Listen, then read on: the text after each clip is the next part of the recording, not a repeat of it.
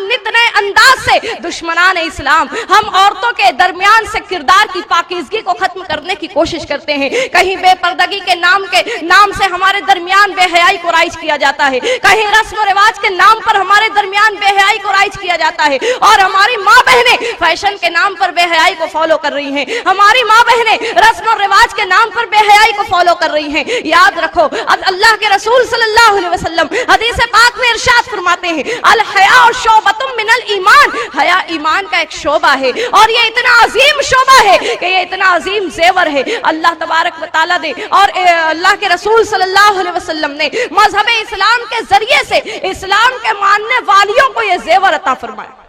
आज तुम दुनिया के किसी दुकान में चली जाओ, सोने का जेवर एक मर्तबा खो जाएगा, दोबारा तुम बना सकती हो। चांदी का जेवर एक मर्तबा टूट जाए या एक मर्तबा चोरी हो जाए, गुम हो जाए, तुम दोबारा वैसा बना सकती हो। लेकिन याद रखो, एक खातून के अगर किरदार और अमल में से उसकी हया को छीन लिया जाता है, एक खातून के पास से अगर हया का जेवर खत्म हो जाता है, दोबारा यह जेवर उसको नसीब नहीं होता। इसलिए कि यह जेवर दुनिया के किसी बाजार में नहीं मिलता है, यह जेवर दुनिया में किसी बड़े से बड़े सुनार के पास नहीं मिलता है। यह जेवर तो अल्लाह ईमान वालियों को अता फरमाता है। यह जेवर तो ईमान का एक हिस्सा है जो मौलाए कदीर ने ईमान वाली औरतों को अता फरमाया। मेरे प्यारे आका अलैहिस्सलातु तस्लीम की प्यारी दीवानियों, जब तक कि हमारी माओ का किरदार पाकीज़ा था, जब तक कि हम औरतों के किरदार और अमल की इस्लाह हम अपने खुद से करती रहती थी, अल्लाह अकबर, हमारा आलम ऐसा था कि अगर दामन फैलाकर अल्लाह की बारगाह में दुआ मांग ली जाए, वो दुआ रद्द नहीं होती थी।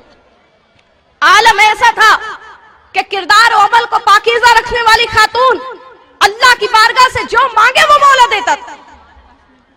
फरमाया जाता है कि दिल्ली की सरजमीन पर एक मर्तबा कहत साली का आलम हुआ, बहुत ज्यादा कहत पड़ा, लोग भूख से मरने लगे, पानी नहीं बरस रहा है, लोग प्यास से मरने लगे। उलमा के पास लोग जमा हुए, कहा गया चलो मैदान में जमा हो जाओ, बारिश के लिए हम दुआ करेंगे, बारिश बरसने की दुआ होगी।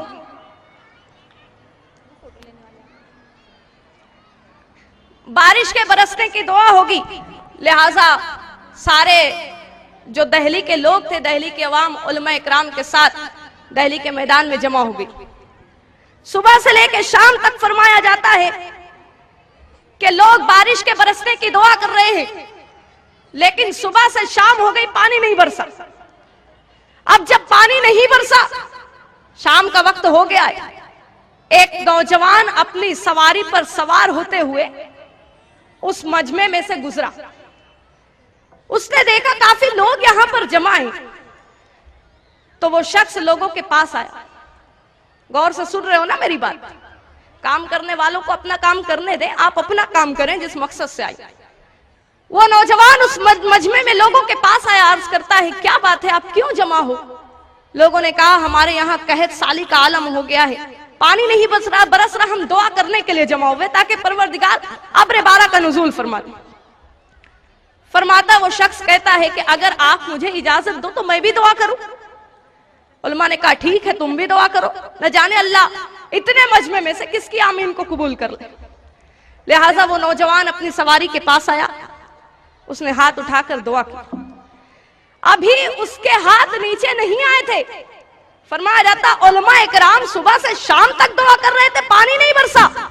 उस नौजवान ने न जाने कैसी दुआ मांगी कि दुआ खत्म हुई नहीं, पानी बरसने लगा, बारिश होने लगी।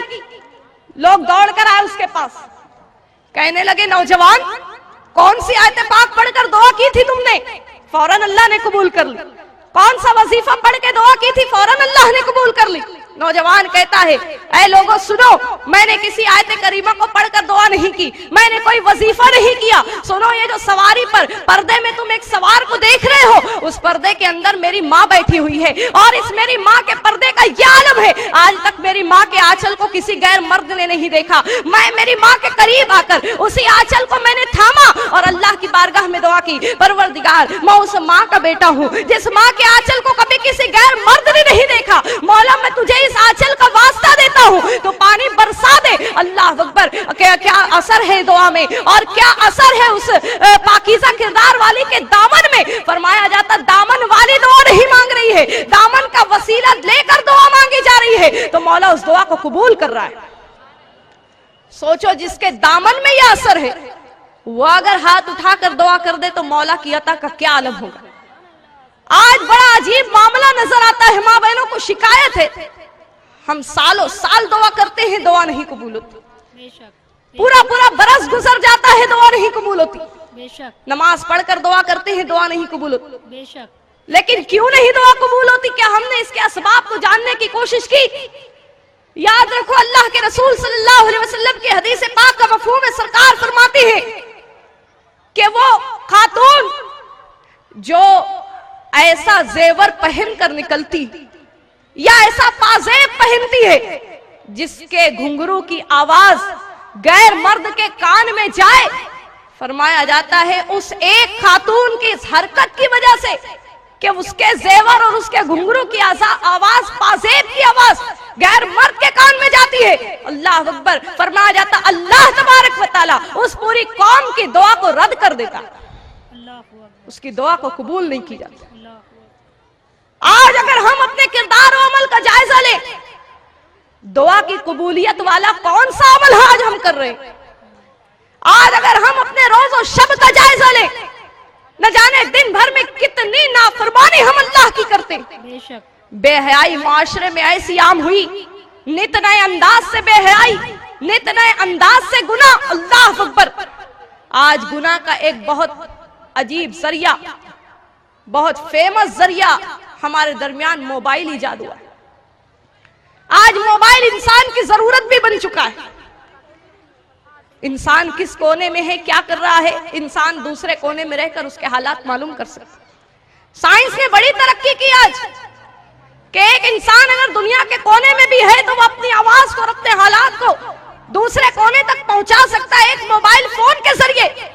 लेकिन आज इसी मोबाइल का इस्तेमाल अगर हम अपनी नौजवान नस्लों के दरमियान देखते हैं, आज अगर इसी मोबाइल का इस्तेमाल हम अपनी नौजवान बच्ची के दरमियान में देखते हैं, अल्लाह अकबर, आज नौजवान नस्ल इस मोबाइल के जरिए से तबाही के रास्ते पर जाती नजर आ रही है। आज एक हमारी नौजवान नस्लें इस मोबाइल के जरिए से अपनी नौजवानी को बर्बाद करती नजर आ रही है, अपने किरदार और अमल को तबाही के दहाने पर पहुंचाती नजर आ रही है। अल्लाह अकबर, मोबाइल का एक SMS का सिस्टम, अल्लाह अकबर, ये SMS ऐसे SMS कि अगर शैतान देख ले तो वो शर्मा जाए। फहिश SMS आज नौजवान नस्लों के दरमियान राइज हो चुके हैं। इश्किया शेर और शायरी हमारे दरमियान राइज हो चुकी है। याद रखो, अल्लाह तबारक व तआला कलाम पाक में इरशाद फरमाता है कि अगर तुम किसी से सरगोशी करते हो, मोबाइल में इंसान क्या करता है, एक अपनी बात दूसरे के कान में कहता है, और जो इंसान अपनी बात को आवाम में ना कहते हुए किसी के कान में सरगोशी के अंदाज में कहे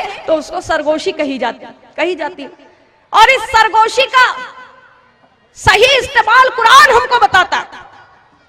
कुरान कहता है वला ततनाजौ फिल मासियति वल उद्वान, अल्लाह और उसके रसूल की नाफरमानी में सरगोशी मत करो।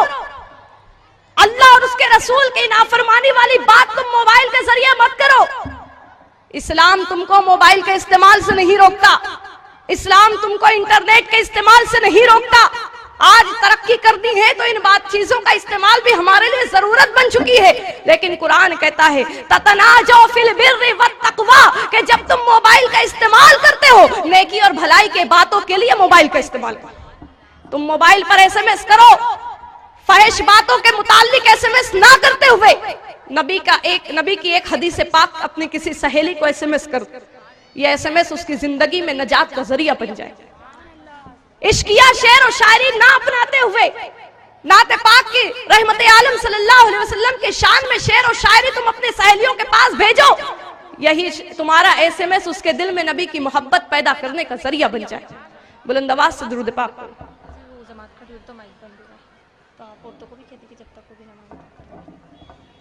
कितना वक्त है जमात को?